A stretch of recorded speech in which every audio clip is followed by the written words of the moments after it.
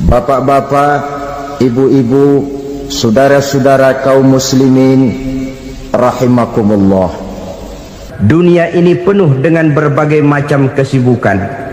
Sejak dari petani yang turun ke ladang, pedagang yang berangkat ke pasar, pelajar yang menuju sekolah, sampai kepada pegawai yang berangkat ke kantor, seluruhnya tidak lain untuk mencari sesuatu yang bernama bahagia. Setiap orang menginginkan kebahagiaan, dan tidak seorang pun menginginkan kesengsaraan dalam kehidupan ini. Namun nyatanya tidak setiap orang yang ingin bahagia mengetahui jalan yang harus ditempuhnya untuk sampai kepada kebahagiaan itu.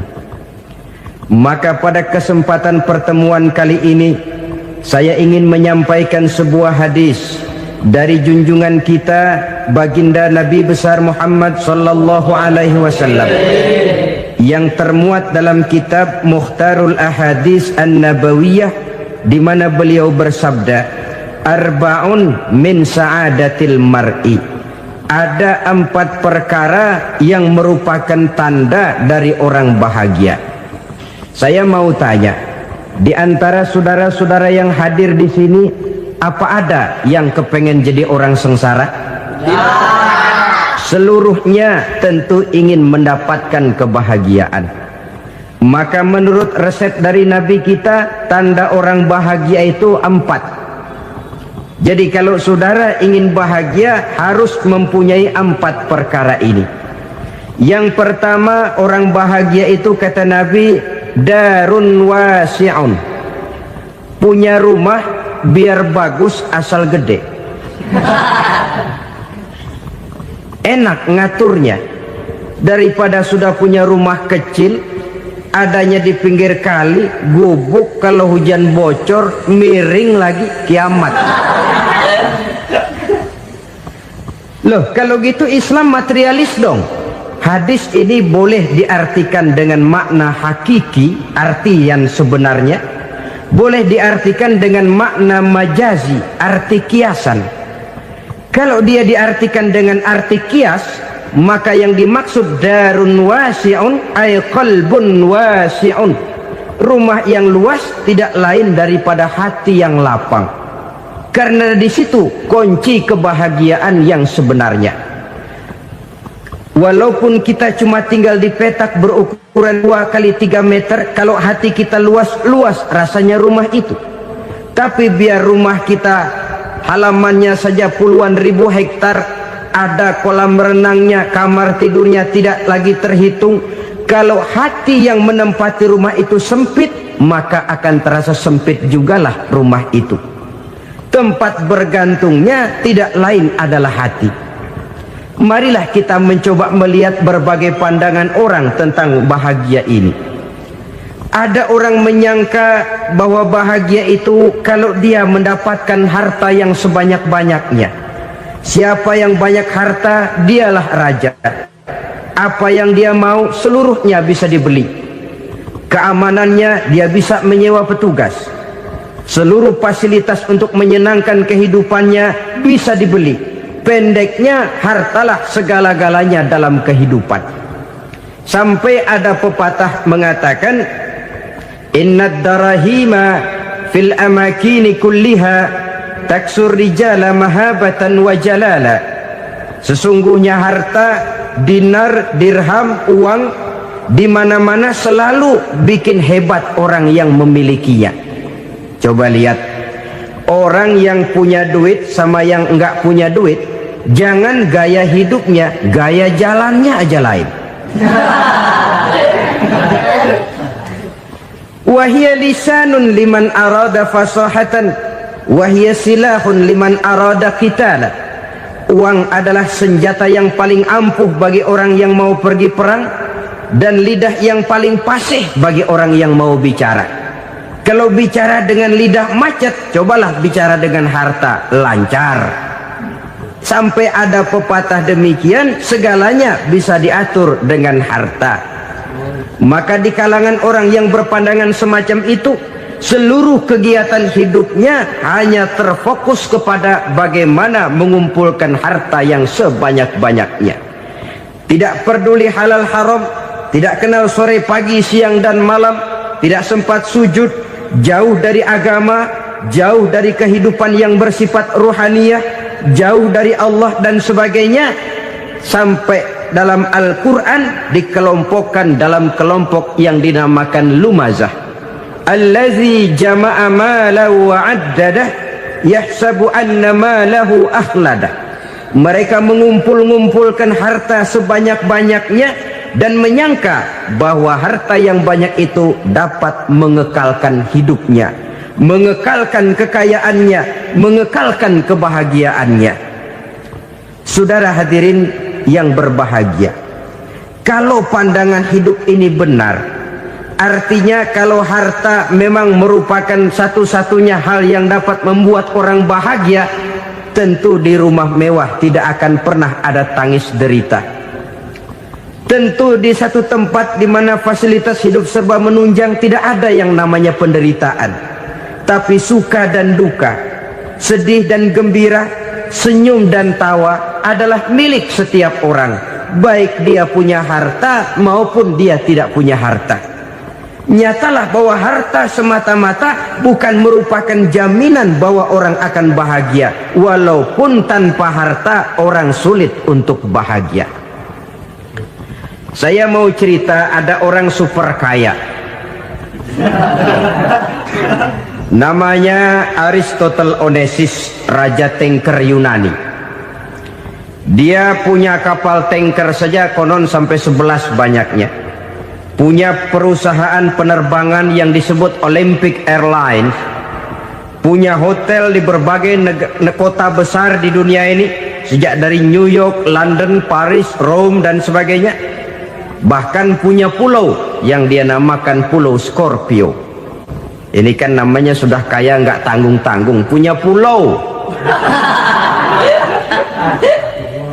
Nah, dia punya 2 orang anak, yang satu laki-laki namanya Alexander, yang satu perempuan namanya Maria Onassis. Seluruh harapannya tertumpah kepada anak lakinya Alexander ini, yang akan meneruskan usahanya, meneruskan kekayaannya, meneruskan dinastinya. Apa yang terjadi? Ternyata anak yang dia harapkan yang bernama Alexander ini mati muda dalam kecelakaan pada waktu dia olahraga.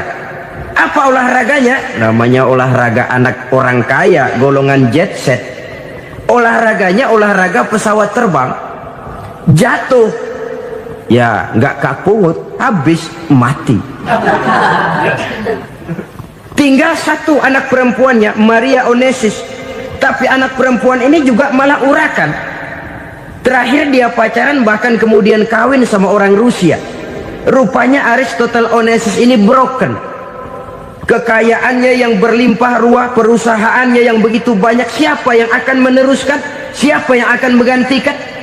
Sampai kemudian dia mengurung diri di Pulau Scorpio dan mati di sana secara mengenaskan.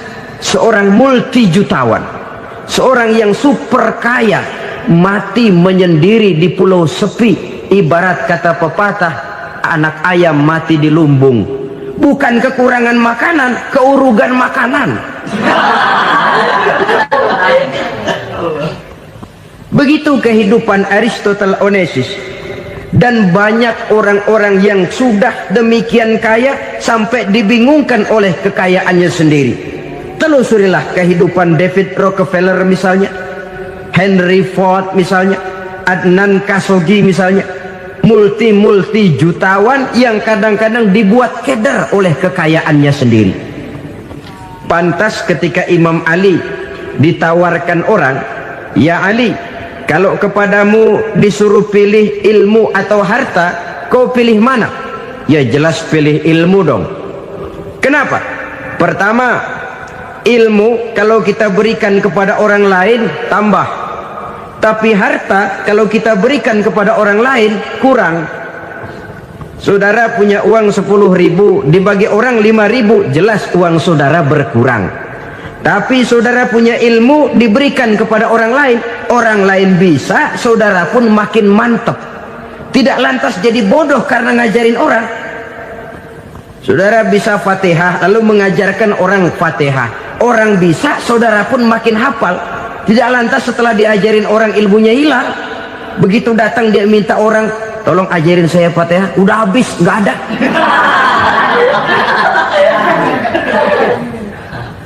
Yang kedua kata Imam Ali, ilmu menjaga kita. Kalau harta, kita yang harus jaga. Makin banyak ilmu, makin terpelihara diri seharusnya. Tetapi makin banyak harta, makin bingung kita jaganya. Sampai kadang-kadang kalau perlu seluruh keliling rumah dipasangi alarm. Belum cukup disewakan anjing besar-besar, pasang di depan pintu, awas anjing galak. Masih belum cukup juga, cari centeng tukang-tukang kepruk jaga rumah. Masih terasa belum aman, padahal rumahnya dikelilingi tembok besar. Di balik tembok ada pintu-pintunya tebal. Di balik pintu itu terbuka masuk kamar, kamar pun ada pintunya, pintunya pun kuat. Masuk ke dalam kamar ada lemari, lemarinya pun pintunya kuat, dikunci, kuncinya pun kuat. Tapi terhadap seluruhnya yang timbul cuma sekedar was-was saja. Kesimpulannya sekali lagi, tanpa harta orang memang sulit untuk bahagia. Tapi harta semata-mata tidak merupakan jaminan orang akan bahagia. Dengan hati yang luas, itu modal utama untuk mencapai kebahagiaan hidup. Orang yang hatinya luas, saudara-saudara, punya hati yang lapang, melihat kenyataan hidup ini, dia bersyukur senantiasa kepada Allah. Lantas tidak timbul hasud dan iri hatinya. Oleh karena itu jiwanya selalu lapang. Kalau tidak, cupik hati namanya, dangkal pandangan, tidak senang melihat orang lain dapat nikmat, dan itu sering dijadikan contoh. Kalau orang yang lapang dada, dia lihat tetangganya beli TV baru, dia berkata, alhamdulillah ya, tetangga kita beli TV, mudah-mudahan kita bisa ikut nonton. Lapang dadanya. Tapi orang yang sempit hati, lihat tetangga beli televisi, meriang. Enggak diapa-apain, meriang. Besoknya dengar tetangga beli motor, makin sakit, ke rumah sakit. Lalu di rumah sakit dengar tetangganya beli mobil, mati. Disiksa oleh perasaannya sendiri. Orang kalau hati sudah sempit dalam hidup, kemanapun dia pergi, sempit rasanya medan kehidupannya. Kemudian kita melihat juga ada orang yang menilai bahwa bahagia itu katanya kalau punya kedudukan yang tinggi, pangkat yang agung, wibawa yang besar. Mungkin betul, tapi mungkin juga tidak. Bergantung kepada hati orang yang punya pangkat itu. Sama dengan harta tadi.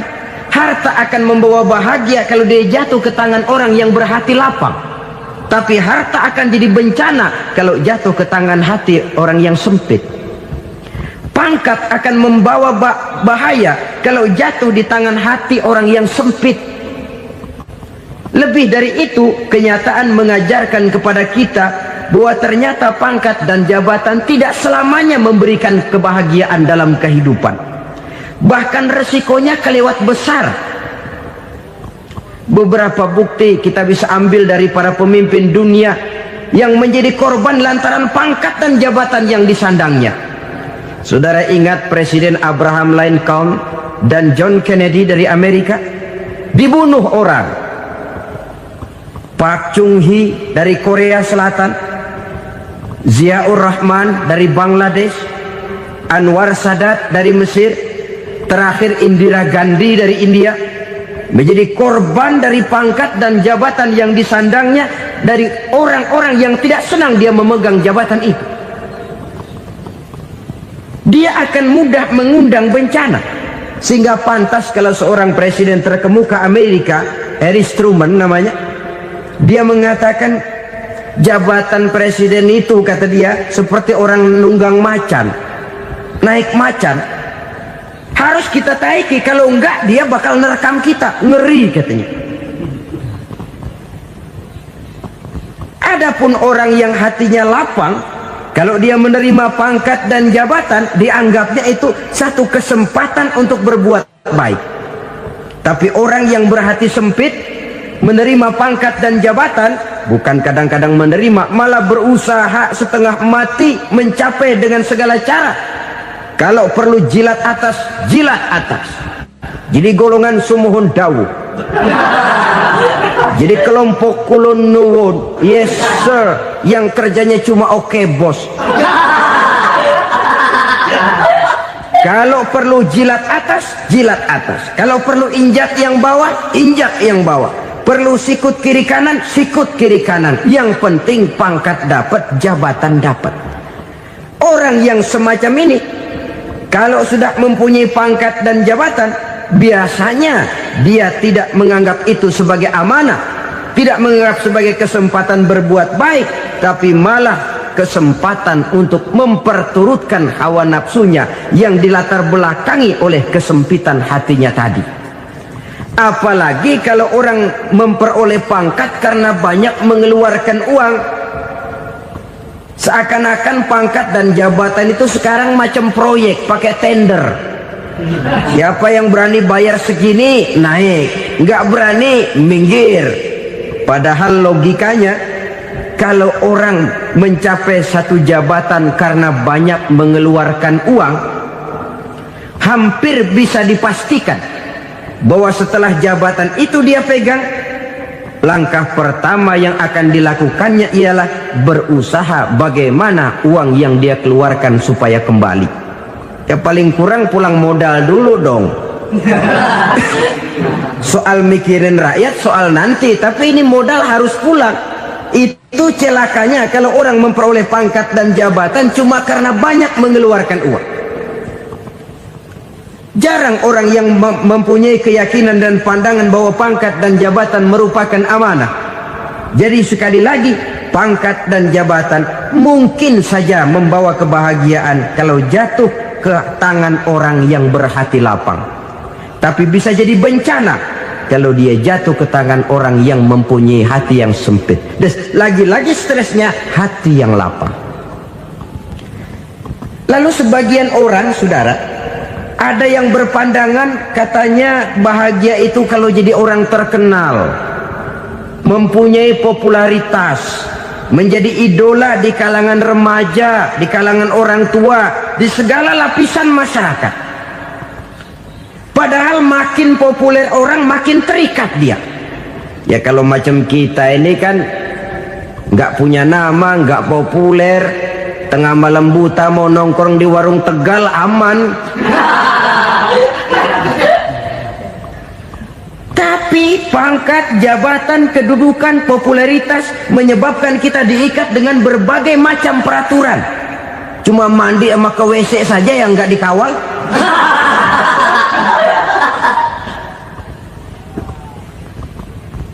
Benarkah popularitas, ketenaran membawa kebahagiaan? Mungkin, ya, tapi mungkin juga tidak. Kenapa? Banyak orang-orang populer yang mengakhiri hidupnya secara tragis. Kita ambil beberapa nama. Di Amerika tahun 60-an ada bintang seksi paling terkenal yang dijuluki seks bom, bom seks. Sampai sekarang jadi legenda, namanya Marilyn Monroe. Singkatan doublenya itu inisialnya MM, Marilyn Monroe. Terkenal top sampai dia mati tahun 62, namanya sekarang masih saja dibicarakan orang. Kenapa dia bunuh diri? Tidak punya hartakah dia? Banyak. Kurang populerkah dia? Seluruh dunia mengenalnya. Sejak rakyat kecil sampai pejabat tinggi dia punya hubungan. Kenapa? Jenuh. Dia terlahir dalam keadaan yatim. Setelah itu tidak lama dia berangkat remaja, ibunya meninggal. Pindah dari wanita asuh ke wanita asuh sampai 12 orang ibu angkatnya. Dan kekecewaan yang paling parah, setiap laki-laki yang dekat dengannya hanya seperti kapal berlabuh. datang dan pergi silih berganti, padahal dia merindukan seseorang yang bisa melindungi hidupnya. Dia rindukan itu dan dia tidak pernah menemukan. Itu yang akhirnya menyebabkan dia minum pil tidur kelewat dosis, minum obat tidur kebanyakan, ya tidur terus sampai sekarang.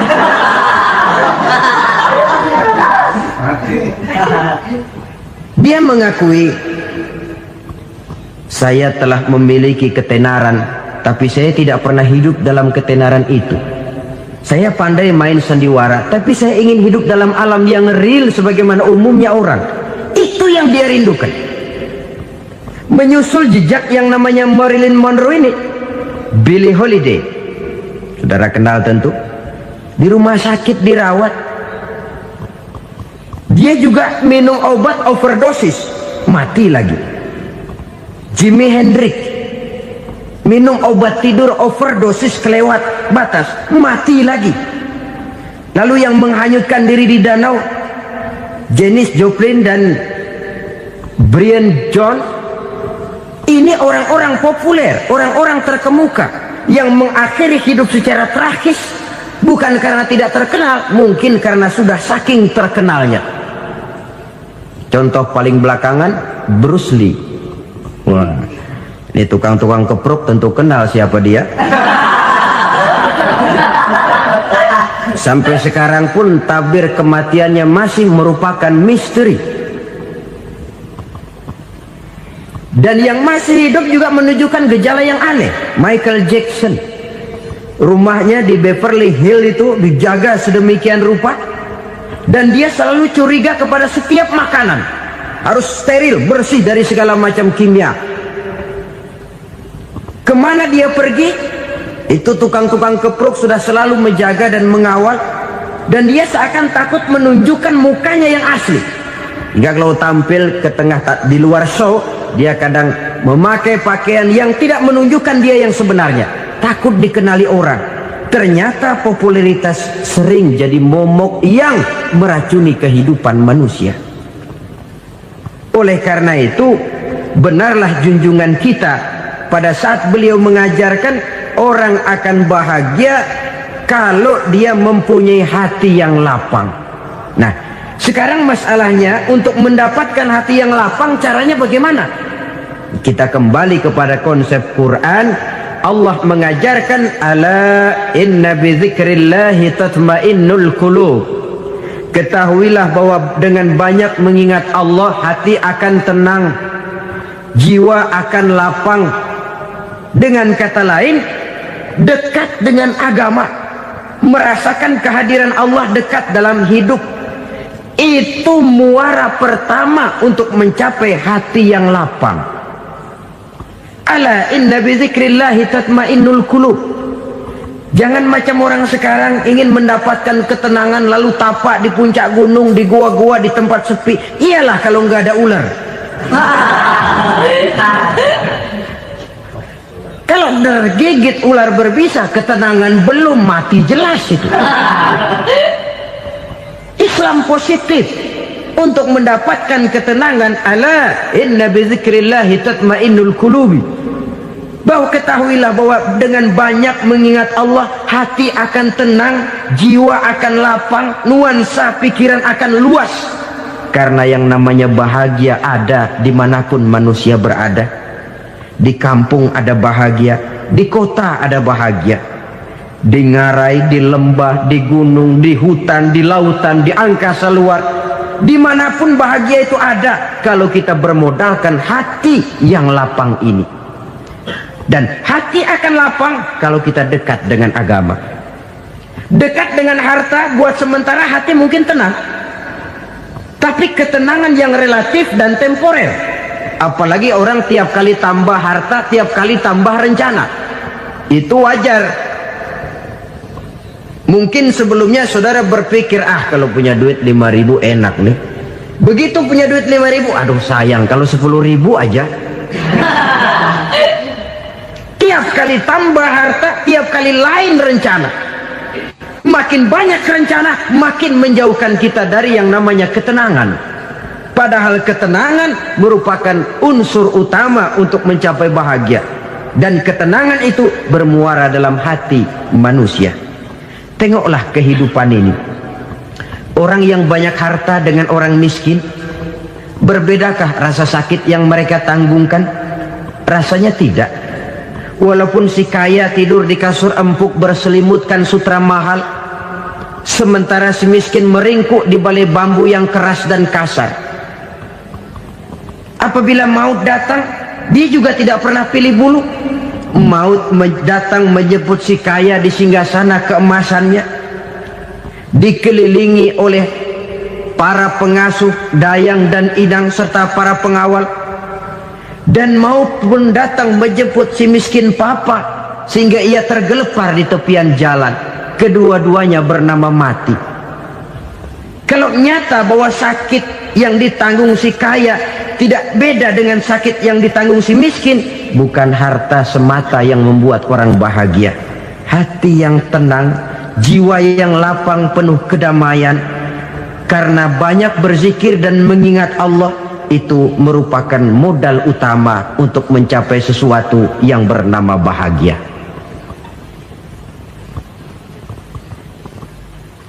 Saudara hadirin yang saya hormati, inilah yang pertama dari 4 ciri yang digambarkan oleh Nabi tentang tanda-tanda orang bahagia.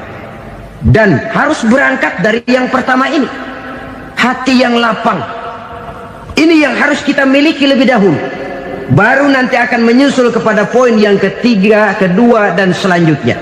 Sebab kalau hati sudah terisi dengan jiwa yang lapang, seluruh persoalan insya Allah akan bisa kita atasi dengan sebagaimana mestinya. Yang kedua sekarang, tanda orang bahagia menurut baginda Nabi, markabun syariah. Orang bahagia itu, kata beliau, punya kendaraan biar cepat asal lancar. Artinya kemana dia mau pergi mudah. Apa maksud hadis ini? Kalau kita kaji lebih dalam, kendaraan itu kan alat transportasi. Transportasi tidak lain adalah usaha memudahkan komunikasi. Pindah dari situ kepada teori bahwa manusia adalah zon political, makhluk bermasyarakat yang tidak bisa memenuhi kebutuhan hidupnya secara sendirian. Kita memerlukan keberadaan orang lain dalam kehidupan ini. Untuk memakai baju saja kita sudah perlukan petani yang tanam kapas, pabrik yang memintal kapas jadi benang, pabrik yang menenun benang jadi kain, sampai kepada mesin jahit, sampai kepada tukang jahit. Itu cuma untuk memakai pakaian saja. Tidak seorang pun di antara kita yang sanggup memenuhi kebutuhan hidupnya secara sendiri. Kita perlu orang lain. Maka kebebasan dalam arti mutlak, kebebasan tanpa batas, itu tidak mungkin ada dalam kehidupan. Karena kita mengadakan yang disebut interaksi sosial. Setiap kegiatan kita tentu melibatkan orang lain. Menurut kita barangkali kita bebas jalan di jalan raya semaunya, tapi orang lain berkendaraan pun merasa bahwa ini ada juga jalan haknya, dan begitu selanjutnya. Oleh karena itu, maksud dari kendaraan yang cepat ini adalah khulata'uhu ma'as solihin. Lingkungan pergaulannya terdiri dari orang-orang soleh. Pergaulannya luas. Kemana dia pergi ada temannya. Kesulitannya ada tempat dia cerita. Dan kesulitan kalau sudah diceritakan kepada orang lain, taruh kata orang itu tidak bisa menolong, namun menceritakannya kepada orang yang kita percayai, kan paling kurang sudah mengurangi beban jiwa, mengurangi tanggungan batin, merasa masih ada tempat kita cerita. Maka lebih baik orang awam yang mau bergaul ketimbang orang setengah alim tapi ngunci pintu. Sebab nantinya akan timbul sikap picik, cupik pandangan, dan tidak luas menghadapi kenyataan dalam kehidupan ini. Namun yang harus kita garis bawahi, pergaulan memang mesti luas.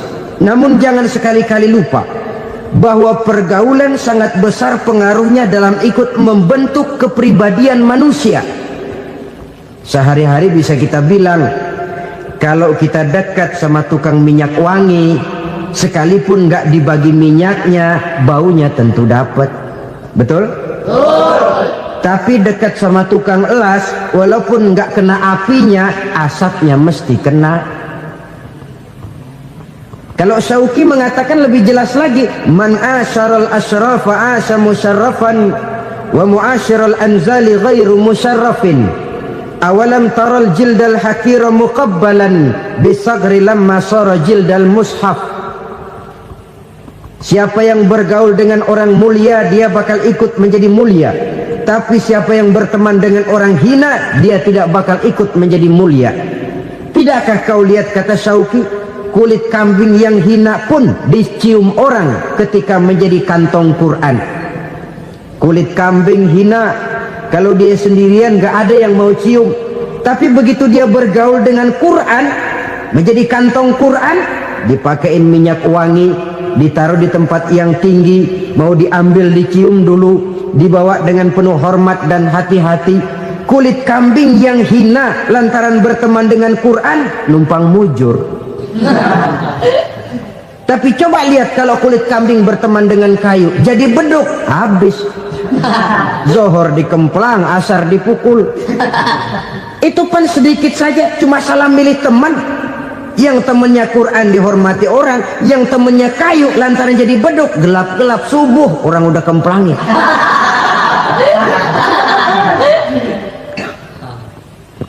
Maka terutama kepada adik-adik remaja yang masih mencari identitas diri, yang ibarat kaset masih kaset kosong, mudah diisi oleh apapun, pandai-pandailah memilih teman dalam bergaul. Karena banyak orang yang tadinya baik-baik, ketika terseret dalam pergaulan dengan orang yang tidak baik, kebaikannya menjadi lentur dan luntur. Tapi berapa banyak bajingan-bajingan tengik, orang-orang yang berlumur noda dan dosa, tiap hari melakukan maksiat, namun bergaul dengan orang yang baik-baik, pada akhirnya sedikit demi sedikit beringsut dan berangsur dia terbiasa mengikuti kebaikan-kebaikan. Saya tekankan ini kepada remaja karena mereka masih mencari identitas diri. Apa yang mereka lihat mereka mau, apa yang mereka dengar mereka ingin tahu. Coba lihat kehidupan remaja. Pulang nonton film Rambo, pengen jadi Rambo, gagah, maunya belekai melulu. Pulang nonton film Superman, pengen bisa terbang. Pulang nonton India, nyanyi melulu. Wajar, mereka masih mencari identitas diri. Saya ini sebenarnya siapa? Lingkungan, pergaulan akan membentuk itu. Karena itu pandai-pandailah bergaul, karena ia sangat besar pengaruhnya dalam ikut membentuk kepribadian manusia. Apalagi sifat yang jelek lebih cepat menularnya ketimbang sifat yang baik. Sifat yang baik, watak yang soleh itu lambat sekali untuk menular. Tapi yang tidak baik, kan prosesnya mah kalau remaja biasanya mula-mula dengar. Karena dengar lalu pengen tahu. Karena pengen tahu lalu ngeliatin. Begitu ngeliatin kan pengen nyobain. Setelah nyobain ketagihan. Nah, ini prosesnya. Yang namanya ganja, morfin, narkotik, awalnya kan begitu. Mula-mula dengar, katanya kalau sudah fly to the sky, ya, sudah melayang ke langit, katanya disitulah puncak kebahagiaan. Mulanya cuma dengar. Karena dengar pengen tahu. Karena pengen tahu lalu ngeliat, kumpul sama orang yang suka ngeganja. Setelah ngeliat, nah pengen ngerasain. Begitu ngerasain enak juga, ketagihan. Kalau sudah ketagihan jadi penyakit kronis, bisa merembet kepada yang lain. Iya, kalau orang tuanya mampu untuk beli morfin, beli ganja. Kalau tidak kan pikirannya ngayap, jemuran siapa ya gue sabet. Timbullah perbuatan-perbuatan negatif yang bermula dari salah pergaulan. Apalagi buat adik-adik remaja yang tinggal di kota-kota besar, yang pengaruh budaya, pengaruh kesenian, pengaruh struktur kehidupan yang nampak makin individualistis, di mana persaingan tajam, tensi ekonomi tinggi, orang mudah mengalami stres. Pandai-pandailah dalam bergaul, sekali lagi, karena ia sangat besar pengaruhnya dalam ikut membentuk kepribadian manusia. Orang bahagia punya kendaraan yang cepat, artinya punya pergaulan yang luas, dan lingkungan pergaulannya terdiri dari orang-orang yang soleh. Kemana dia pergi ada teman, kesulitannya ada tempat dia cerita. Tapi kalau sudah menyendiri, hidup sendiri, kesulitan dipikiri sendiri, bisa mati belum waktunya. Tidak ada tempat berbagi rasa, tidak ada tempat bercerita, tidak ada tempat mengurangi beban dalam kehidupan. Pantas betul kalau Islam sangat menggalakkan dan menganjurkan orang kalau sudah sampai waktunya itu untuk melangsungkan nikah. Kata Nabi, ya ma'syaras syabab man istata'a minkumul ba'at falyatazawwaj. Hai para pemuda, kalau sudah mampu memberi nafkah, kawinlah, nikahlah kamu. Kenapa? Sudah ada teman hidup, tempat berbagi rasa. Kesulitan kalau ada tempat cerita akan lebih ringan ketimbang kita telan sendiri, walaupun bobot kesulitannya sama beratnya. Saudara-saudara kaum muslimin rahimakumullah, inilah ciri yang kedua, punya kendaraan biar cepat asal lancar. Kemana kita mau pergi gampang.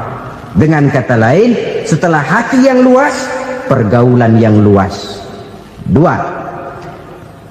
Yang ketiga sekarang, tanda orang bahagia itu menurut Nabi, misbahun mudhi'un, punya lampu yang terang. Oh, itu enggak problem. Sekarang sudah zamannya listrik masuk desa, Pak. Lampu sudah terang semua. Betul, kalau itu yang dimaksud. Tapi tidak cuma itu. Karena lampu yang dimaksud di sini, lampu yang akan menerangi seluruh perjalanan hidup. Dan perjalanan hidup itu sudah dimulai sejak kita terlahir ke alam ini, sampai masuk ke alam barzah, kumpul di padang mahsyar, sampai ke akhirat. Lampu yang menerangi itu yang diperlukan.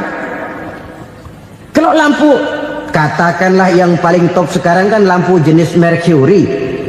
Taruhlah itu di rumah kita, dia cuma menerangi rumah kita, menerangi hati pun tidak sanggup.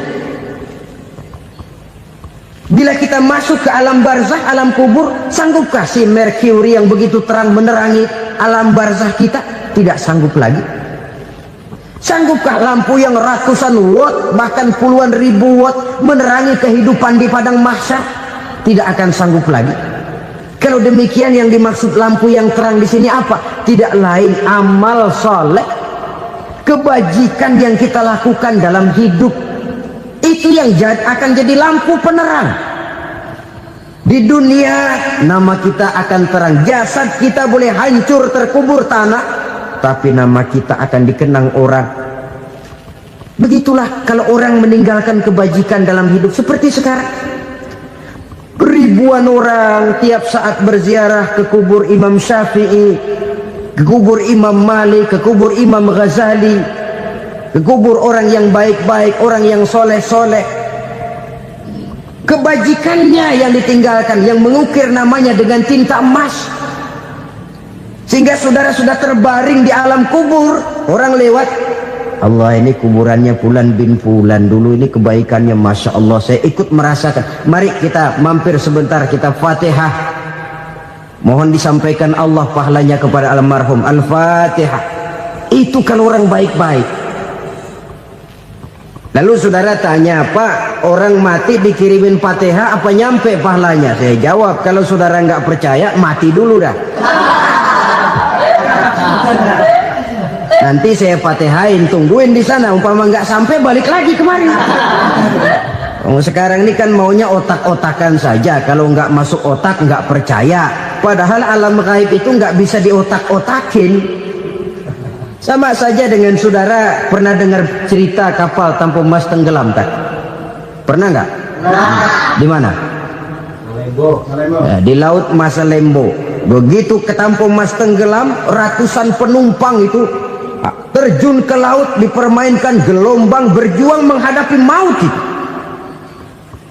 Orang lagi timbul tenggelam di lautan, dihantam ombak, kita tengokin pakai helikopter. Pak, lagi timbul tenggelam ya? Iya, tolongin. Jangan khawatir Pak, nih saya kirim intan Pak, harganya 10 juta. Kira-kira orang yang timbul tenggelam di laut seneng nggak? Tidak. Kan mahal toh intan 10 juta. Kenapa dia nggak senang? Karena intan 10 juta dalam kondisi seperti itu tidak sanggup menyelamatkan dia. Dia akan girang kalau dikirimin ban mobil bekas, dikirimin papan terentang atau bambu. Intan yang 10 juta dia nggak girang, ban mobil bekas yang 1000 perak tuh pegang, itu yang dia girang betul. Inilah sebabnya Nabi berkata, mal mayyitu fi qabrihi illa kal ghariqil mutaghawwis. Orang yang meninggal di alam kuburnya seperti orang timbul tenggelam di lautan. Yantaziru da'watan min ahli, menunggu doa dari keluarganya yang masih hidup. Duh, bapak saya sudah meninggal, saya sayang benar sama dia. Kirimin kulkas ke kuburannya Itu sama saja dengan tadi orang tenggelam di lautan dikirimi intan yang harganya 10 juta, tidak sampai. Begitulah kalau kebajikan yang kita tinggalkan dalam hidup, sudah mati pun kubur kita masih diziarahi orang. Tapi kalau jahat yang kita tinggalkan, boro-boro lah orang mau doa lewat dekat kuburan kita juga serem. Tuh bajingan noh, dulu mati dipendem di situ tuh. Jangan lewat situ, ntar kesurupan, jangan. Lewat saja orang ngeri. Konon lagi membacakan Fatihah dan mengirimkan doa. Hidup pada hakikatnya adalah kesempatan untuk berbuat baik. Maka sekali kesempatan itu diberikan, manfaatkan dengan sebaiknya. Sebab kesempatan kedua tidak akan pernah ada. Kesempatan berbuat baik di sini, di akhirat sudah pembalasan namanya. Sekali kesempatan itu dicabut, dia tidak akan pernah dikembalikan lagi. Kata Iqbal, hidup tidak mundur ke belakang, Bung. Berhenti diinjak orang, mundur hancur. Tidak ada kata mundur dalam hidup ini. Berhenti diinjak orang, mundur kecebur. Tidak ada kata lain, harus maju dalam kehidupan dalam artian yang positif. Hidup adalah kesempatan untuk mengumpulkan kebajikan yang sebanyak-banyaknya. Di situ nilai daripada manusia. Sekarang ini memang nggak kelihatan kok, orang yang banyak pahala sama yang banyak dosa nggak kelihatan kok. Barangkali kalau habis bikin dosa palanya pada benjol, mungkin orang takut sama dosa. Tapi sekarang sama saja, orang yang banyak dosa dengan yang nggak banyak dosa jalan bareng dari belakang, sama, nggak kelihatan beda. Tapi ada waktunya di mana pahala memegang peranan, di mana dosa diperlihatkan. Sama saja kalau kita bawa mobil siang, lampu kan nggak begitu berfungsi. Apa lalu bilang, alah ini lampu berat-beratin, copot-copotin aja dah. Tidak perlu begitu. Kenapa? Pada suatu saat malam senja akan datang. Bila matahari terbenam, senja pun datang, gelap mulai merayap, disitulah baru terasa perlunya lampu. Pahala begitu. Sekarang orang yang nggak ada pahalanya nggak kelihatan dalam kehidupan. Tapi pada suatu saat senja kehidupan akan datang. Ajal merenggut nyawa, malam merayap, dan hidup mulai diliputi kegelapan di alam barzakh. Dikala itu kalau nggak punya lampu, alangkah malangnya kita. Sebab amal yang baik, kata Nabi, di alam barzakh itu akan diciptakan menjadi perempuan yang cantik menemani kita. Amal yang jahat akan menjadi orang yang paling jelek nemenin kita. Udah di tempat gelap yang nemenin jelek.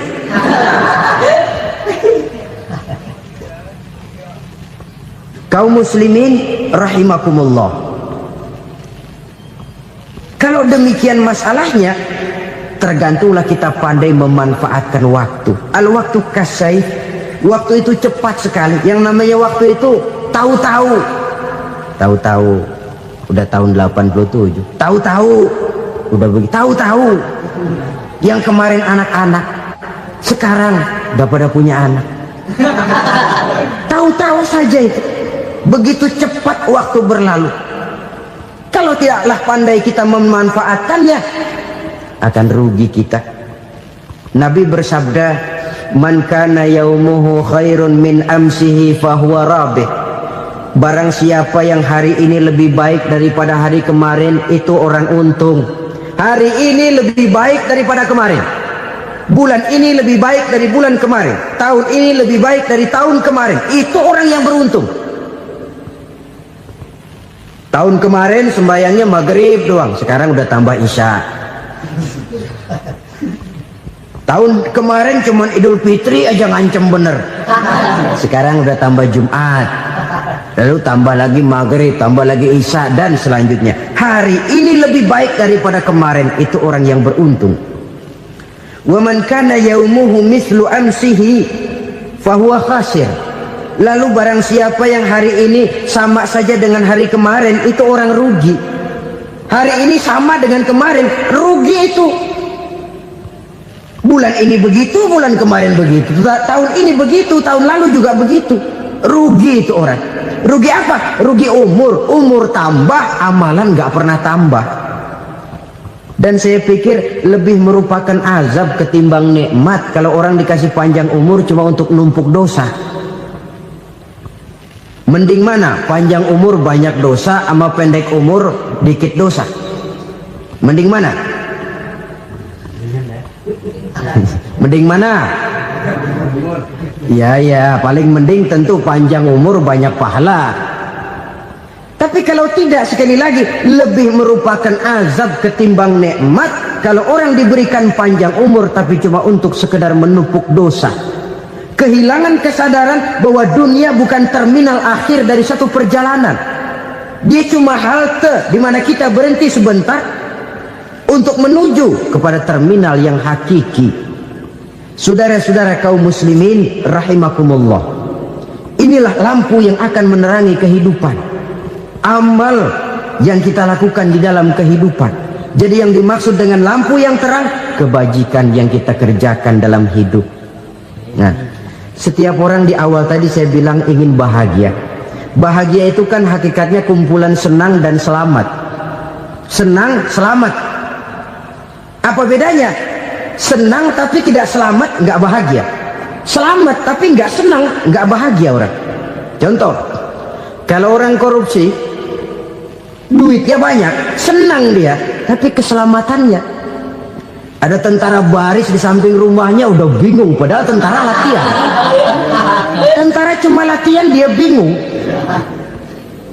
Senang, tapi karena keselamatannya tidak terjamin, dia tidak bahagia. Sebaliknya pegawai negeri jujur benar, cuma segaji-gajinya, selamat nggak korupsi, tapi melarat, ya nggak bahagia juga, kurang senang. Kesenangan dan keselamatan untuk dunia saja, ya sekali lagi, kalau cuma sekedar untuk dunia saja, bisa dibeli pakai uang. Bisa dibeli pakai uang. Saudara ingin selamat, bisa dibeli pakai uang. Saudara ingin senang, bisa dibeli dengan uang. Tapi setelah mati, masuk ke alam barzah, habis kekuasaan uang. Nggak bisa lagi beli keselamatan pakai uang. Tidak mungkin lagi membeli kesenangan dengan uang. Di situ pahala yang megang peranan. Makin banyak pahala, makin banyak saham untuk membeli kesenangan dan keselamatan, untuk memperoleh yang namanya bahagia. Dan jangan lupa loh, di alam barzah kita nggak sebentar, menunggu datangnya kiamat. Loh iya, kalau kita begitu dikuburin terus kiamat datang, untung.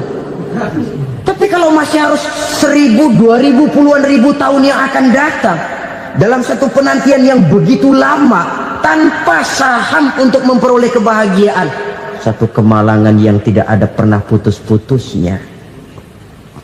Janganlah tergelincir oleh kebahagiaan sebentar yang menipu dengan mengorbankan kebahagiaan hakiki yang berjangka panjang. Apa artinya senyum sejenak kalau harus ditebus dengan tangis seumur hidup? Biarlah kita minum jamu, pahit memang, getir memang, tapi kan besok badan sehat. Daripada sekarang minum sirup, manis memang, enak memang, tapi bibir pada jontor besoknya. Sirawan, batuk, nggak karu-karuan. Banyak orang tertipu oleh kesenangan yang sebentar, Padahal laisa kullu ma yalma'u zahaban. Belum tentu semua yang berkilat itu emas. Belum tentu semua yang gemerlap itu intan. Karena itu marilah manfaatkan kesempatan yang diberikan Allah ini untuk mengumpulkan kebajikan yang sebanyak-banyaknya. Yang terakhir sekarang, yang keempat, tanda orang bahagia kata Nabi. Zaujatun salihah. Orang bahagia itu tanda yang keempat kata Nabi, punya istri biar cakep asal taat. Sudah surga itu gitu. Cakep taat. Istri kayak gitu, kalau belum mati jangan dikuburin dulu. Sudah cakep taat lagi. Tapi kadang-kadang enggak, udah jelek ngadat melulu. Apa yang mau dipilih?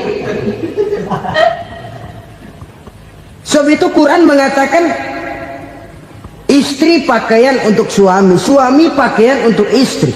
Kenapa suami istri diibaratkan pakaian? Alangkah tingginya gaya bahasa Quran ini. Suami istri teman hidup, hidup perjalanan panjang. Sejak kita dalam rahim sudah ada hidup kan di sini. Sampai ke alam dunia, masuk ke alam barzah, kumpul di padang mahsyar, sampai menuju akhirat, itu perjalanan hidup. Carilah istri atau suami teman hidup yang membawa manfaat tidak hanya kehidupan di dunia ini, sampai di alam barzah, sampai di padang mahsyar. Suaminya mungkin meninggal lebih dulu atau istrinya mungkin meninggal lebih dulu, tapi suami atau istri yang masih hidup berbuat kebajikan. Suami saya meninggal, ada hartanya, saya sedekahkan, niat pahala untuk almarhum suami saya. Ini teman hidup, tidak dibatasi dan tidak bisa dipisahkan oleh maut sekalipun. Zohirnya mungkin pisah, badannya mungkin pisah, tapi hatinya, jiwanya, kebersamaannya dalam menghadapi kehidupan. Karena itu saudara-saudara, bahasa Quran indah. Suami istri diibaratkan seperti pakaian. Apa fungsi pakaian? Pertama, pakaian jadi kebanggaan. Artinya suami harus menjadi kebanggaan istri, istri harus jadi kebanggaan suami. Yang kedua, pakaian itu kan fungsinya menutup aurat. Artinya sesama suami istri harus saling menjaga kekurangan masing-masing. Jangan malah sesama suami istri saling membongkar rahasia dan aibnya sendiri-sendiri. Istrinya diceritain jeleknya di mana-mana, atau suaminya dibongkar rahasianya di pasar umum. Itu sudah tidak lagi berfungsi sebagai pakaian. Kenapa semua ini diperlukan? Karena kita menyadari bangsa yang baik terdiri dari masyarakat yang baik. Masyarakat yang baik merupakan susunan dari warga yang baik. Warga yang baik adalah terdiri dari rumah tangga yang baik. Dan rumah tangga yang baik merupakan susunan dari pribadi yang baik. Dari situ langkah dimulai. Membangun satu bangsa yang baik diawali dengan membangun rumah tangga yang baik, dengan menciptakan pribadi-pribadi yang baik. Sehingga dari sini diharapkan berkembanglah nilai-nilai kebaikan. Orang akan bahagia mempunyai istri yang soleh. Kenapa? Tidak ada seorang suami bisa sukses jadi apapun dia, apapun profesinya. Dokterkah, kiaikah, mubalikah, petanikah, pengusahakah, pejabat tinggikah, tidak ada seorang suami yang bisa sukses tanpa peran serta istrinya. Walaupun memang peranan itu tidak begitu kelihatan, tapi sangat menentukan. Karena itu, saudara hadirin yang saya hormati, Islam sangat menghargai kaum wanita, memberikan kedudukan yang tinggi sepanjang tidak mematikan kodrat kewanitaannya. Nah, kalau sudah kesuksesan ini diawali dari rumah tangga, karier di masyarakat mudah untuk dikejar. Tapi keberantakan di rumah tangga merupakan kegagalan pertama di tempat lain. Nah, inilah saja yang dapat Al-Fakir sampaikan pada pertemuan kali ini. Selalu berusaha menyimpan sesuatu yang bisa membawa manfaat. baik untuk dirinya, untuk anak cucunya, maupun untuk keluarganya, untuk masa kini dan masa depannya. Kadang simpanan itu berbentuk uang, kadang berupa tanah, lain saat berbentuk pabrik, dan lain sebagainya. Sementara masa depan yang paling pasti adalah akhirat. Jika untuk masa depan dunia kita rela memeras keringat, membanting tulang, pergi pagi dan pulang petang, menyimpan uang, menyimpan tanah, menyimpan pabrik, pernahkah kita merenung jika satu saat kiamat datang, kita dibangkitkan dari kubur masing-masing, berdiri di padang mahsyar untuk mempertanggungjawabkan seluruh kegiatan hidup kita di dunia ini, lalu kita akan menuju ke alam akhirat. Sudahkah kita mempunyai simpanan untuk akhirat kita? Pada pertemuan kali ini saya ingin menyampaikan sebuah hadis di mana Rasulullah sallallahu alaihi wasallam bersabda, "Arba'un min kanzil jannah." Simpanan sorga ada 4 macam. Yang pertama, ikhfa'us sadaqah, menyembunyikan sedekah. Saudara-saudara kaum muslimin, sebagaimana yang kita maklum bahwa Allah Subhanahu wa taala melebihkan sebagian rezeki dari kita terhadap yang lain. Ada yang kaya, ada yang setengah kaya, ada yang miskin, ada yang setengah miskin, dan selanjutnya. Ada yang gajinya kecil tapi penghasilannya gede. Ada yang penghasilannya gede tapi nggak punya gaji.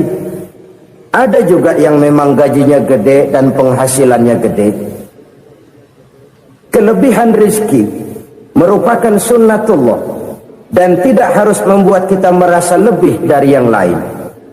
Bahkan sebaliknya, kelebihan itu harus membuat kita ringan tangan untuk menolong mereka yang memang memerlukan pertolongan. Kalau saudara diberikan ilmu, maka pertanyaan akhirat cuma satu: ilmumu kau amalkan untuk apa? Kalau saudara diberikan umur yang panjang, pengadilan akhirat juga bertanya satu: umurmu kau habiskan di mana? Tapi kalau saudara diberikan harta, pengadilan akhirat akan bertanya dua: hartamu kau dapat dari mana? Kau belanjakan kemana? Dari mananya ditanya, dan kemananya juga ditanya. Oleh karena kita akan dimintakan pertanggungan jawab, maka amanah yang bernama harta ini harus kita gunakan dengan sebaik-baiknya. Ada penggunaan yang merupakan kewajiban, itu zakat namanya. Ada penggunaan yang sewaktu-waktu, itu infak namanya. Ada yang lebih sewaktu-waktu lagi, dan itu sedekah namanya. Zakat dia terikat oleh haul dan nisab, oleh putaran batas waktu dan ukuran dari harta itu sendiri. Sedangkan infak terikat oleh situasi dan kondisi perekonomian seseorang. Sedangkan sedekah tidak terikat dengan apapun. Dalam kondisi seperti apapun kita bisa melakukan sedekah dengan yang terkecil sekalipun. Sampai-sampai Rasulullah sallallahu alaihi wasallam mengajarkan, la tahkiranna minal ma'rufi syai'an walau an talqa akhaka biwajhin talik. Atau ada hadis, tabassumuka fi wajhi akhika laka shadaqah. Senyumanmu kepada temanmu adalah sedekah. Jadi untuk melakukan sedekah tidak harus dalam berbentuk uang. Dengan ilmu kita bisa sedekah, dengan tenaga kita bisa bersedekah, dengan pikiran kita bisa bersedekah, bahkan senyum kepada teman itu pun sedekah. Jadi kalau sedekah dengan uang memang belum punya uang, nyengir aja banyakin. Itu asal pada tempatnya, jangan lalu ketemu tiang listrik cengengesan. Tentu tidak pada tempatnya dan tidak wajar. Nah, sedekah yang paling dicintai Allah adalah sedekah yang disembunyikan. Artinya jauh dari sifat riya. Kan kadang-kadang ada orang Sedekah itu disebutkan namanya. Apa tidak bagus? Kalau memang niatnya ikhlas, ya bagus-bagus saja. Untuk memberikan sugesti kepada yang lain. Si Fulan bin Fulan nyumbang sekian, diumumkan. Boleh kalau niatnya untuk memberikan rangsangan kepada yang lain supaya dia menyumbang lebih besar dari orang tadi. Tapi kalau itu mendatangkan riya, maka sedekah yang paling dicintai Allah adalah sedekah yang disembunyikan. Tangan kiri saja tidak tahu apa yang diberikan oleh tangan kanan. Sedekah yang dilakukan dengan ikhlas akan merupakan perbendaharaan surga, tersembunyi dari pandangan orang lain, tidak seorang pun tahu. Karena memang sikap yang baik adalah melupakan kebaikan dan mengingat kesalahan. Itu salah satu ciri orang bahagia. Orang yang selalu mengingat kesalahannya dan berusaha melupakan segala kebaikannya. Kalau dia akan ada kebaikan, dia tidak bisa ikut, dia merasa rugi karena dia merasa belum pernah berbuat baik. Tapi kalau akan melakukan kesalahan baru, dia ingat kesalahan yang sudah-sudah, sehingga terhalang baginya untuk melakukan satu kesalahan baru. Demikianlah saudara-saudara, bahwa Allah melebihkan rizki sebagian kita dari yang lain, agar terjadi tolong-menolong dalam kehidupan ini. Jadi kesenjangan yang nature, kesenjangan yang alami, itu sunnatullah. Ada yang kaya, ada yang miskin, ada yang kelas menengah. Nah, kenapa lalu sekarang kita berusaha mengentaskan kemiskinan? Oleh karena adanya kesenjangan struktural. Kalau yang kaya bisa semakin kaya, kenapa yang miskin tidak bisa naik jadi ikut sedikit kaya? Sebab pada dasarnya Islam adalah agama yang sejak turunnya sudah berupaya memerangi kemiskinan. Bahkan dikatakan kemiskinan itu mendekatkan kepada kekufuran. Orang kalau miskin udah dekat banget sama kafir. Gampang menjadi kafir. Berapa banyak saudara-saudara kita yang oleh karena soal perut, oleh karena soal materi, terpaksa meninggalkan dan menanggalkan akidahnya, menjual petunjuk yang diberikan Allah dengan kesenangan dunia yang cuma sebentar ini. Na'udzubillah summa na'udzubillah. Jadi makin kita sembunyikan sedekah, semakin banyak perbendaharaan kita di surga. Sedekah yang paling dicintai Allah adalah sedekah yang disembunyikan. Malahan ada seorang sufi, dia punya kebiasaan kalau pergi sholat Jumat, dia bawa uang, itu uang dia taruh di bawah tikar masjid. Dia niat sedekah kepada siapa saja yang nemuin itu duit. Maksudnya apa? Supaya yang nemuin nggak tahu siapa yang punya duit. Demikian dia saking ingin menyembunyikan sedekahnya. Karena sifat riya itu bisa memakan amal kita sendiri. Riya itu termasuk menyebut-nyebut kebaikan kita. Orang yang suka nepuk dada, sedikit-sedikit ngitungnya kalau nggak gua. Tuh kalau nggak gua tuh yang belas itu kalau nggak gua. Iya kalau nggak lu kenapa emang? Orang yang suka menepuk jasa, tuh biasanya memang begitu saudara-saudara. Kalau perang lagi berkecamuk, orang nggak sempat ngaku jadi pahlawan. Tapi begitu perang selesai, yang kagak kenal bedil ngaku pahlawan, mas. Itu sesuatu yang biasa. Oleh karenanya, orang-orang yang ikhlas dalam bersedekah, disembunyikannya sedekah itu, Allah cinta betul. Malahan ada hadis memberikan jaminan, inna sedaqatal mar'il muslimi tazidu fil umri wa tadfa'u mitatas su'i. Sesungguhnya sedekahnya seorang mukmin tazidu fil umri, bisa menambah umur panjang, wa tadfa'u mitatas su'i, dan menyelamatkan manusia dari mati secara su'ul khatimah. Jadi siapa yang kepengen panjang umur, banyaklah sedekah. Yang bosan hidup, pelit terus. Sedekah menambah panjang umur dan menyelamatkan manusia dari mati secara su'ul khatimah. Pak, katanya umur itu nggak bisa ditambah, nggak bisa dikurangin. Kapan? Kalau ajal sudah datang. Fa idza jaa ajaluhum la yastakhiruna sa'atan wa la yastaqdimun. Kalau ajal datang tidak bisa dimajukan, tidak bisa dimundurkan. Itu kalau ajal sudah datang. Tidak bisa lagi umur ditambah dikurangi, sudah datang. Tapi kalau belum datang, itu kan haknya Allah. Mau ditambah, mau dikurangi, hak prerogatif Allah. Sebagai pencipta manusia, Allah maha kuasa dan maha mampu. Sedekah ini menambah panjang umur dan menyelamatkan manusia dari mati secara su'ul khatimah. Itu orang mati kan sama ya, kondisinya mati, nggak nafas. Tapi hakikat mati kan lain-lain. Ada yang mati itu husnul khatimah, baik akhirnya. Misalnya lagi ngaji mati, lagi sholat mati, lagi sedekah mati. Ini yang dinamakan dengan husnul khatimah, baik di akhirnya. Sebaliknya ada yang su'ul khatimah, jelek di akhirnya. Ini yang jadi catatan akhir. Lagi nyekek botol, mampus. Lagi banting kartu, modar. Su'ul khatimah, jelek pada akhirnya. Sedekah menyelamatkan manusia dari mati secara su'ul khatimah. Dan kita semua kepengen mendapat husnul khatimah, jauh dari su'ul khatimah. Oleh sebab itu yang bisa menyelamatkan kita dari penyakit itu antara lain adalah sedekah yang disembunyikan, yang dikerjakan dengan ikhlas karena Allah. Tidak karena kepengen dipuji orang, tidak karena ingin dikatakan orang pemurah, sebab orang dermawan itu orang yang memberi tanpa harus diminta. Kalau masih harus diminta, ya belum dermawan namanya, masih harus diminta. Kalau nggak diminta ya tulus, lolos, polos. Saudara-saudara kaum muslimin rahimakumullah, harta adalah amanat dan akan kita pertanggungjawabkan. Allah melebihkan rezeki sebagian kita dari yang lain agar kita saling tolong menolong, bantu membantu.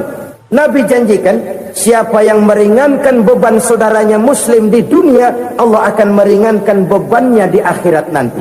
Sebuah jaminan dari baginda Nabi. Si orang yang kita bantu barangkali tidak bisa membalas, Allah yang akan membalas lewat jalan lain yang tidak pernah kita sangka-sangka. Ada orang tanya, Pak, ini ada orang nyumbang masjid sambil marah-marah, bagaimana? Saya bilang sumbangannya aja ambil, marahnya jangan. Marahnya jangan diambil, itu urusan dia. Saudara-saudara kaum muslimin rahimakumullah, umat Islam ini kan umat yang punya potensi besar. Kadang kita merenung, kenapa kadang-kadang pembangunan masjid kok lambat sekali? Kalau hotel hari ini peletakan pertama, bulan depan peresmian. Supermarket hari ini peletakan batu pertama, minggu depan peresmian. Tapi kalau sudah yang namanya masjid, kadang-kadang peletakan batu pertama sekaligus jadi batu terakhir. 3 tahun, 4 tahun, campur nebar jalak di jalanan, duit dijaring kayak ikan sepat. Apa tidak ada orang Islam yang kaya? Banyak. Apa tidak ada pengusaha muslim yang jadi konglomerat? Ada. Lalu yang belum banyak itu yang komit terhadap nilai-nilai agamanya. Akhirnya kita jatuh jadi umat yang lemah. Belum ada pengusaha konglomerat muslim buka pabrik super mecap beduk misalnya umpamanya atau pabrik kecap cap sorban supaya identitas keislamannya sedikit kelihatan. Kita jatuh jadi umat yang lemah karena potensi tidak terinventarisir dengan baik. Kita ini ibarat kompor yang cuma matengin nasi orang lain. Potensi kita dimanfaatkan oleh orang lain.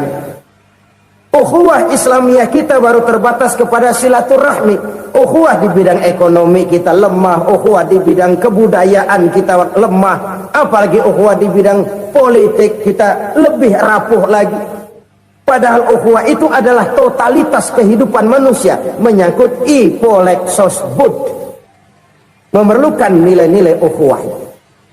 Jadi oleh karena itu mari kita menyadari, di dalam harta kita, walaupun kita yang cari, pergi pagi, pulang sore, peras keringat, banting tulang, di sana ada harta anak yatim.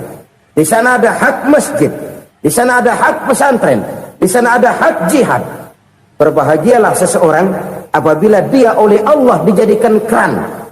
Keran itu menyimpan air, tapi tidak untuk dirinya, tapi disalurkannya kepada mereka yang memang memerlukannya. Saudara-saudara kaum muslimin rahimakumullah, ini yang pertama. Jadi perbendaharaan surga adalah menyembunyikan sedekah. Orang lain nggak tahu, kita pun nggak pernah ngitung-ngitung. Kita anggap lewat begitu saja, padahal itu deposit akhirat. Satu.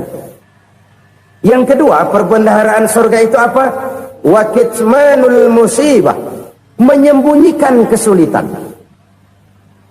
Kadang orang takut menghadapi kesulitan, tapi makin kita merenung, hidup ini kan sebenarnya urusan.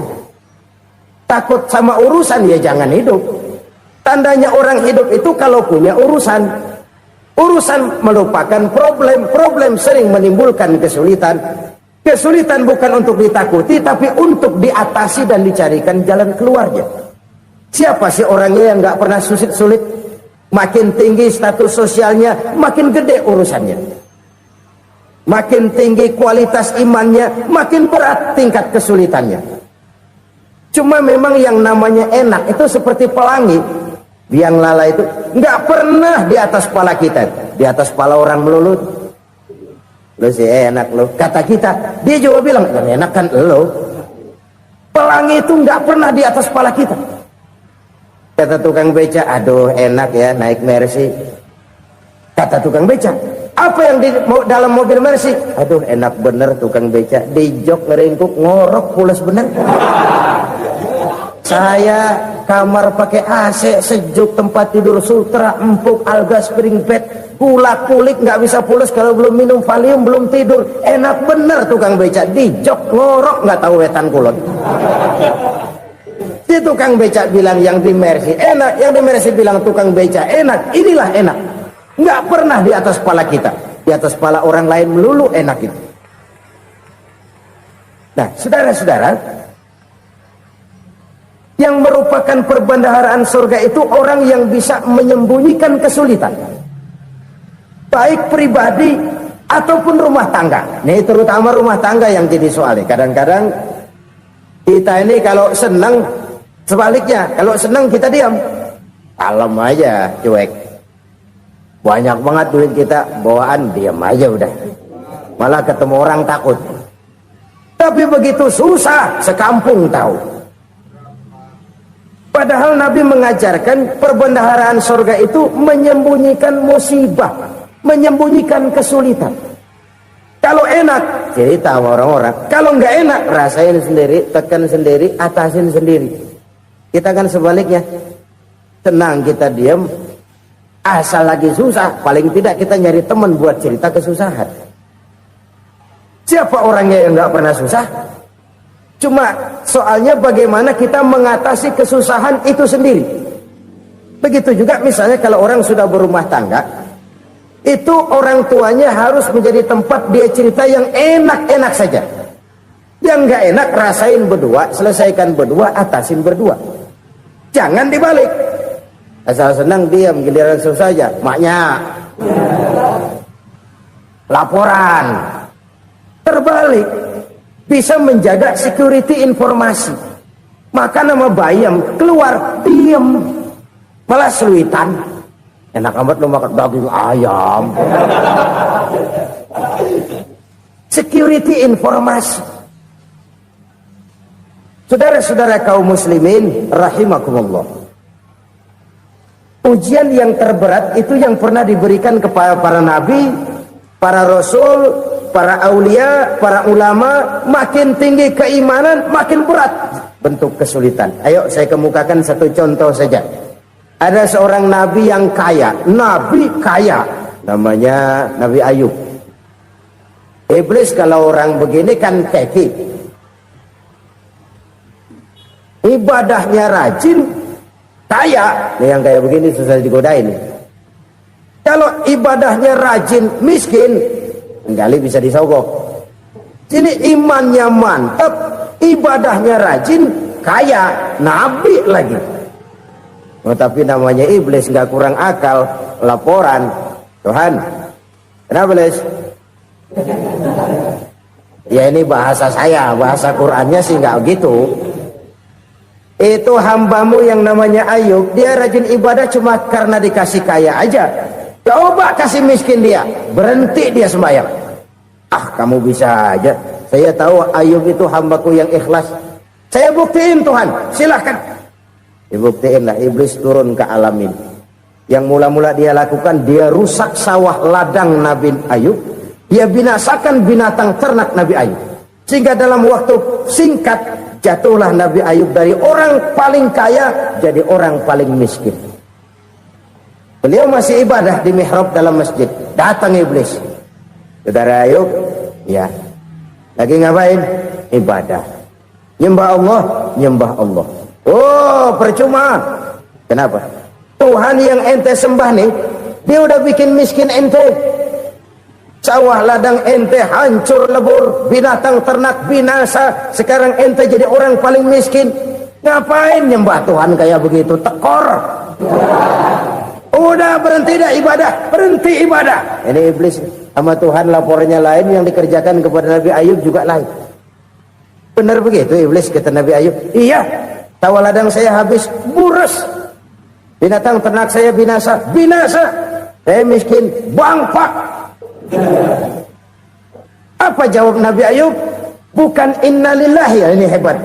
Alhamdulillahillazi a'tani wa akhza minni. Segala puji bagi Allah yang telah memberikan harta kepada saya dan sekarang mengambilnya lagi. Alhamdulillah. Allah yang ngasih, Allah yang ambil. Itu mah urusan Allah. Iblis cuman ibadah jalan terus, sujud lagi Nabi Ayub. Iblis seleher gondok banget. Dasar Nabi nggak mempan dia apa-apain. Miskin malah alhamdulillah. Allah yang ngasih, Allah yang ambil. Jadi kalau kita tidak komit, kita tidak terikat kepada kaya, miskin, senang, susah, apa yang bisa bikin kita susah? Jadikan kekayaan, kemiskinan, jadikan senang susah sebagai anak buah yang bisa kita atur. Jangan kekayaan ngatur kita, jangan kemiskinan ngatur kita. Kita yang harus mengatur mereka. Senang susah, kaya, miskin, bahagia, sengsara, jadikan itu anak buah yang bisa kita atur. Kalau sekarang kita kaya, lain saat boleh jadi kita miskin, semiskin-miskinnya. Allah yang ngasih, Allah yang ambil. Tenaga mana yang bisa menghalangi? Ibadah jalan terus. Iblis makin gondok. Dasar Nabi loh. Akhirnya apa? Nabi Ayub dikerjain, diberikan penyakit. Demikian fatal penyakitnya. Bayangin, udah miskin sakit. Masya Allah. Miskin sakit. Sakitnya nggak lama, kira-kira 16 tahun. Istrinya 3, 2 mental minta ceraiin. Ngerawatin laki bengek begini. Senang belum tentu, susah udah pasti nih. Cerai aja, cerai dah. Cerai. Tinggal satu Siti Rahmah yang setia menemani beliau. Sesetia-setianya hati perempuan. Satu saat Siti Rahmah bilang, "Bang, ya, abang kan Nabi bang. Lalu namanya Nabi kan doanya jarang meleset bang. Maksud kamu minta kenapa sih sama Tuhan biar abang sembuh baik dah bang?" Siti Rahmah, iya. Saya sakit berapa tahun sih dah? 16 tahun bang. Sebelum ini saya sehat berapa tahun? Ya kira-kira 60 tahun bang. Nah coba ente banding-bandingin Rahmah. Saya dikasih sehat 60 tahun. Dikasih sakit 16 tahun. Sudah nggak sabar mau doa kepada Allah minta sembuh. Saya malu kepada Allah. Diuji dengan yang luar biasa seperti ini, tidak mengganggu stabilitas kehambaannya. Dia tetap menghamba kepada Allah Subhanahu wa ta'ala. Saudara-saudara kaum muslimin rahimakumullah. Kunci menghadapi kesulitan itu apa? Allah jelaskan dalam satu ayat, wa basyiris sabirin alladzina iza asabathum musibah qalu inna lillahi wa inna ilaihi raji'un. Gembirakan orang-orang yang sabar. Siapa mereka itu? yang apabila mendapat musibah mereka kembali kepada keyakinan dasar segalanya dari Allah dan segalanya akan kembali kepada Allah. Ini konsepsi dasar dari sikap muslim dalam menghadapi berbagai kesulitan. Segalanya dari Allah, segalanya akan kembali kepada Allah. Kalau ini sudah kondisi dasarnya, maka kita akan lapang menghadapi kenyataan bagaimanapun pahitnya. Apakah itu namanya miskin, apakah itu namanya sakit, bahkan maut sekalipun. Maut sekalipun. Segalanya dari Allah, segalanya akan kembali kepada Allah. Ini sikap hidup, bukan sekedar ucapan. Kita kadang-kadang menjadikannya sebagai ucapan. Mulutnya sehingga berhenti, innalillahi wa inna ilaihi rajiun, tapi nangisnya terus gerung-gerungan. Bukan itu, ini kesadaran moral. Kalau segalanya dari Allah, segalanya kembali kepada Allah, kan sebenarnya cuma nunggu giliran. Hari ini saya nyembayangin dia, entah hari apa saya disembayangin orang. Hari ini saya antar dia ke kubur, entah hari apa orang nganterin saya ke kubur. Hari ini saya tahlilkan dia, entah nanti kapan orang tahlilkan saya. Segalanya dari Allah, segalanya akan kembali juga kepada Allah. Oleh sebab itu saudara-saudara, kesulitan bukan untuk ditakuti. Kesulitan justru untuk diatasi, dicarikan jalan keluarnya. Dan tidak ada orang yang tidak pernah mendapat kesulitan. Tidak ada. Semakin tinggi status sosial, semakin tinggi kualitas keimanan, semakin besar juga tingkat kesulitan. Hanya saja bagaimana cara kita mengatasinya. Dan Al-Quran menyatakan, innama al-usri yusra. Di balik kesulitan itu pasti ada kemudahan. Roda itu berputar. Karena itu Rasulullah sallallahu alaihi wasallam mengingatkan kepada kita, ta'arraf ila Allah fir raha ya'rifka fis shiddah. Ingatlah kepada Allah di waktu kamu senang, supaya Allah ingat kepada kamu di waktu kamu susah. Kalau waktu senang kita ingat kepada Allah, kita susah, Allah tidak akan meninggalkan kita. Tapi kalau waktu senang kita jauh dari Allah, sujud tidak sempat, dengan masjid jauh, ketika senang kita lupakan Allah. Nanti begitu kita susah, Allah lupakan kita. Dan itu menyakitkan. Oleh karena itu orang-orang tua kita dulu bilang, kalau lagi sehat ingat-ingat lu bakal sakit nanti. Kalau lagi kaya ingat-ingat satu saat kita bakal jatuh miskin. Bahkan kalau lagi muda ingat-ingat kita bakal tua. Dan yang terpenting, kalau lagi hidup ingat-ingat kita bakal mati. Saudara-saudara kaum muslimin rahimakumullah. Jadi yang kedua yang merupakan perbendaharaan surga, menyembunyikan musibah. Saudara-saudara kaum muslimin rahimakumullah. Hal ketiga yang merupakan perbendaharaan surga adalah wasilatur rahmi. Orang yang suka bersilaturahmi. Sebagaimana yang kita maklum bahwa manusia adalah makhluk yang disebut zon politika. Makhluk sosial yang tidak mungkin hidup sendiri-sendiri. Betapa dan siapapun kita memerlukan orang lain.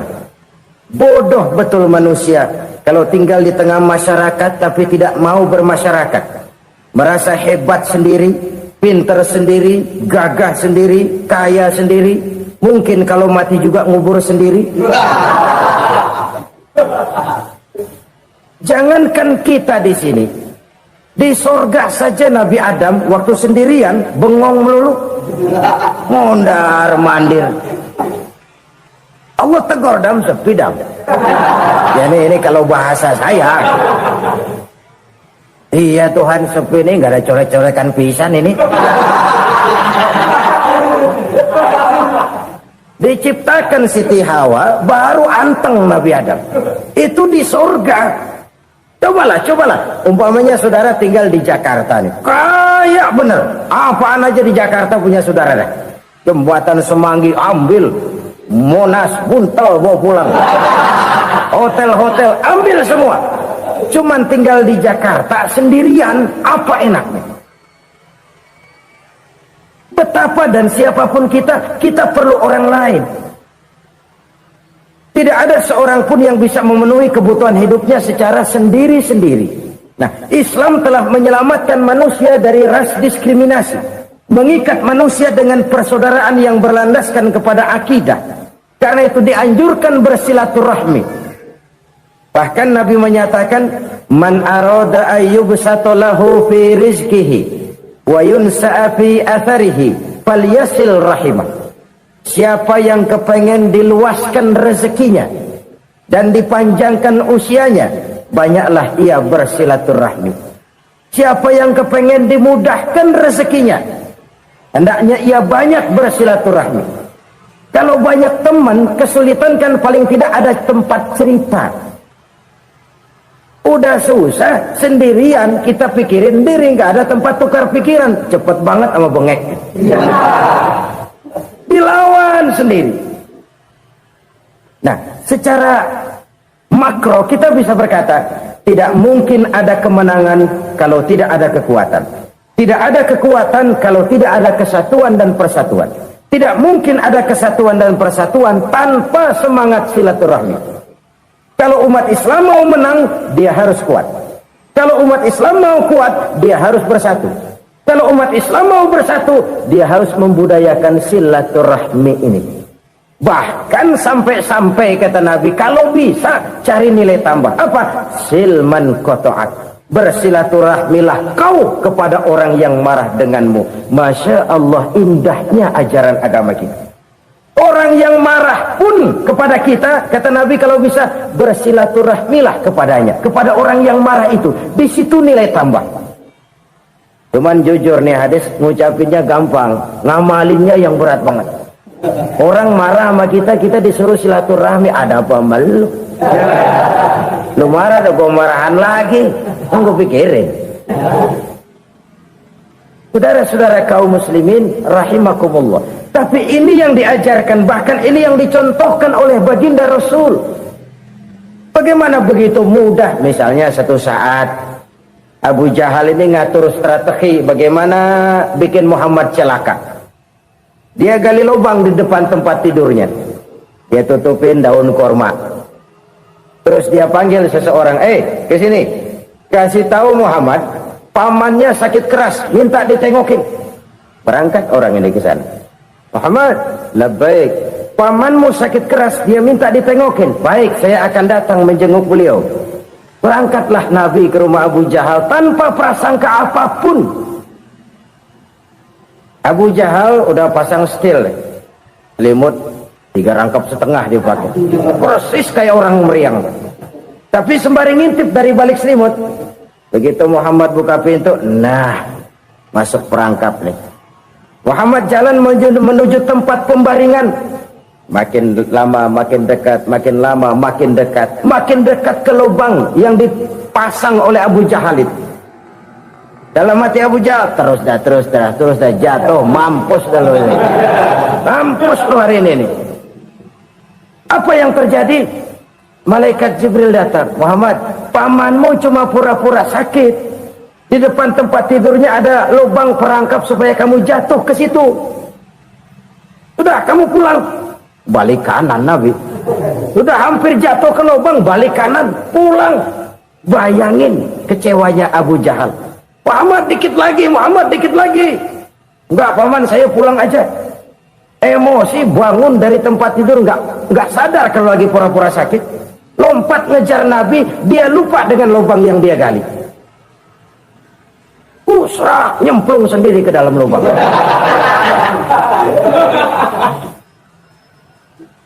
Nabi terus berlalu. Ini terjadi keanehan. Jatuh ke lubang yang dia gali itu sebenarnya nggak terlalu dalam ya, antara 3-4 meteran lah. Tolong saya jatuh ke lubang ini. Datanglah pelayan-pelayannya itu. Angkat saya dari sini. Oh, yang ngulurin tambang. Satu gulung, belum juga nyampe itu tambang. Kurang, beli lagi ke warung. Sambung, ulur lagi, nggak juga bisa sampai. Wah, ini kerjaan Muhammad ini. Tolong, siapa salah seorang kamu ke rumah Muhammad, kasih tahu encangnya kecebur. Minta ditolongin. Sampaikan kepada Rasul. Kenapa? Pamanmu jatuh ke lubang, Muhammad minta tolong diangkatin. Tambang udah nyambung-nyambung nggak nyampe juga. Ya, nanti saya datang, saya tolong. Coba. Nyata-nyata orang berniat jahat mau mencelakakan dia. Datang dia menolong. Ini yang disebut air tuba dibalas air susu ya ini. Bukan sebaliknya. Air tuba dibalas air susu. Paman, kecebur ya? Iya Muhammad, tolongin. Pegang tangan saya. Nabi ulurkan tangannya, nyampe, dipegang oleh Abu Jahal, diangkat ke atas, sampai atas. Apa kata Abu Jahal? Sihirmu memang hebat Muhammad. Udah ditolongin dikata sihir, yang enak kita kemplang kan itu orang begitu. Urusan apa? Tapi inilah akhlak. Kalau bisa kamu bersilaturahmilah dengan orang yang marah kepadamu sekalipun. Orang marah kita tetap baik. So, kalau kita berbuat baik sama orang yang memang baik, rasanya sih biasa-biasa aja. Orang baik kita baik lagi, ya draw aja, belum ada nilai tambah di situ. Baru ada nilai tambah kalau kita bisa berbuat